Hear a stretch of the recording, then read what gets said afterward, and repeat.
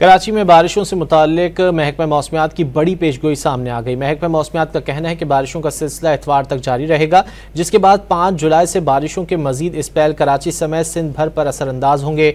मजीद जानेंगे don news के नुमाइंदे सैयद वसीम से। वसीम, बताइए मजीद क्या कहना है महकमा मौसमियात का?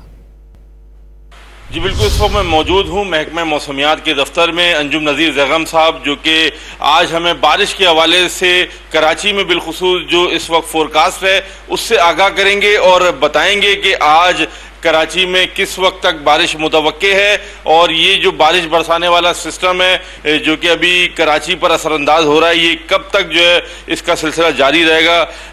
अंजुम नज़ीर ज़ैगम साहब, बहुत शुक्रिया वक्त देने का। ये बताएं कि इस वक्त क्या सूरत हाल है बारिश की? देखिए जी, इस वक्त अगर आप ये नक्शे में देखें तो ये हमारा सिंध का मैप है और ये कराची यहाँ पर है। इस वक्त आपको कराची पे क्लाउड्स नज़र आ रहे हैं, ठीक है।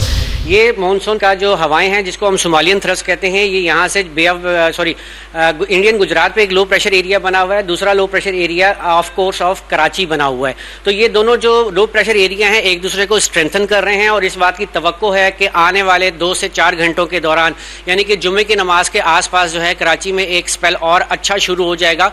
गो कि अभी भी कराची के मुख्तलिफ इलाकों में इन बादलों की वजह से बूंदाबांदी या हल्की बारिश हो रही है और हवा ना होने के बराबर है। हब्स की सी कैफियत है जो इस बात का पेश खैमा है कि एक सिस्टम जो है, एक बारिश बरसाने वाले बादल जो हैं वो कराची की तरफ मूव कर रहे हैं। अगर इसी चीज़ को हम रडार के ऊपर बताएं आपको, तो अब आप ये देखें कि कराची के नॉर्थ ईस्ट में ये आपको रेन बैंड नज़र आ रहा है कि जो कि आहिस्ता आहिस्ता कराची की जानिब महवे सफ़र है और ये पीछे से मजीद जो है वो स्ट्रेंथन हो रहा है और इसके साथ साथ तवक्को है कि आने वाले 4 से 6 घंटों के दौरान ये कराची के ऊपर आ जाएगा और कराची में एक अच्छी बारिश देगा।